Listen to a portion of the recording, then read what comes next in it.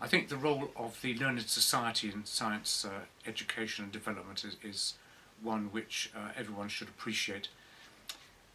I explained earlier really that when I went to the University of Bath, not many people were interested in discussing research, and it was really during this time that I became seriously interested in learned societies, because they seemed to me to be the last place you could go where you could actually talk about science with other practitioners in an open and constructive way.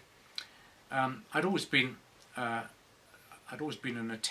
attendee at meetings of the PhysSoc and also the PharmSoc, but during my time at Bath, I began to take a very serious interest in the Pharmacological Society. In those days, this was a much smaller society than it is today, but we used to have 4 meetings a year, and in those days, pharmacologists used to go to all 4 during the year. One was encouraged to do that as part of one's training. So the result was you knew most of the people who went to the meetings on regular occasions. You may not remember their names, but you could certainly recognise their faces. You knew where they worked, you knew roughly what they worked on. And the other thing was you always tried to put in an abstract at each meeting, and this was another very important aspect of your training, as was, of course, presenting an oral communication in exactly 10 minutes and fielding questions from some of the top brains in the field.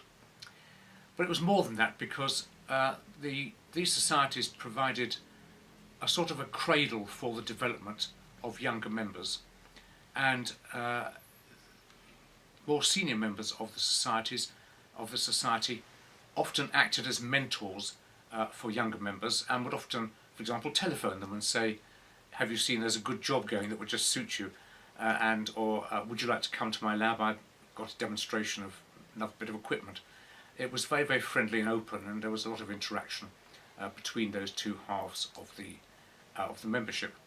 I'm afraid a lot of that seems to have disappeared now, and there are various reasons for this.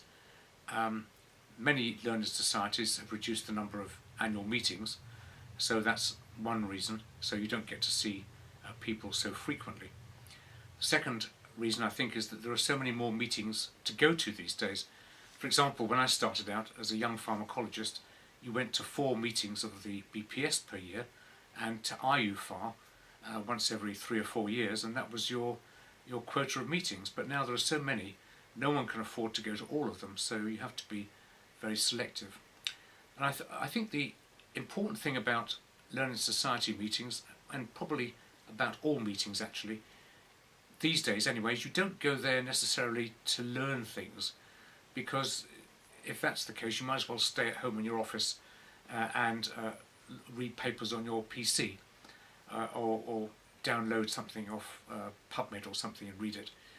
The reason you go is this exchange of information, ideas, students, techniques, transgenic strains of animals, and it's the human contact. Science at the end of the day is a human activity, especially these days. I think the days of a lone scientist have probably gone, maybe not completely true, but certainly largely true.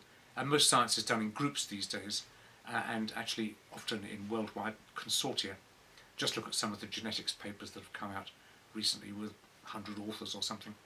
So I think the nature of science has changed. I think the function of meetings has probably changed, and I'm just sad in a way that perhaps so much of the original culture has disappeared or is disappearing.